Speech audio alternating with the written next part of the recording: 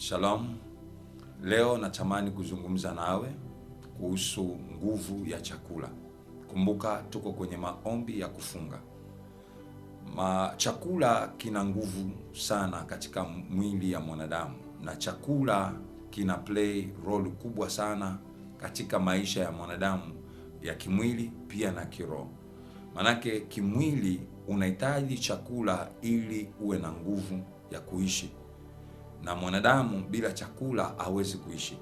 Kwa hiyo tunakula ili tuwe na nguvu ya kuishi, lakini kwenye masuala ya nguvu ya kiroho hatuhitaji chakula, tunahitaji kujitenga na chakula ili kufikia hizo nguvu za kiroho.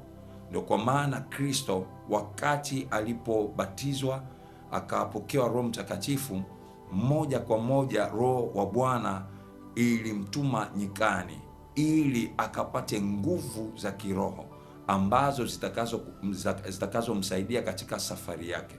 Kwa hiyo na sisi hatuwezi kuanza mwaka bila kutafuta nguvu za kiroho. Nguvu za kiroho zinapatikana wakati tunapojitenga na chakula. Wakati unapojitenga na chakula, unaenda kutengeneza nguvu za kiroho. Chakula kinasaidia nguvu za kimwili, kupata nguvu za kimwili, kupata energy, kupata uwezo wa kuishi, kutembea na kufanya kazi. Lakini chakula haitusaidii katika ulimwengu wa roho. Chakula hakina maana katika ulimwengu wa roho. Yeyote anayetafuta nguvu ya kiroho, nguvu ya mafanikio, nguvu ya kufanya mambo makubwa, lazima ajitenge na chakula. Na kuomba kabisa usiwe mtu wa kula asubuhi, mchana, jioni.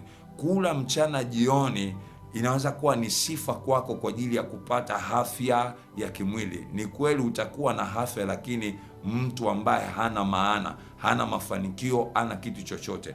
Lakini siku ambayo utakapoamua kujitenga na chakula na kutafuta nguvu za kiroho, utaona kabisa kwamba yapo mambo mengine na vitu ambavyo kwenye maisha yako hautahitaji msaada wa mtu, lakini hiyo nguvu ya kiroho ambayo utakaopokea itakusaidia kutekeleza mambo mengi sana katika maisha yako.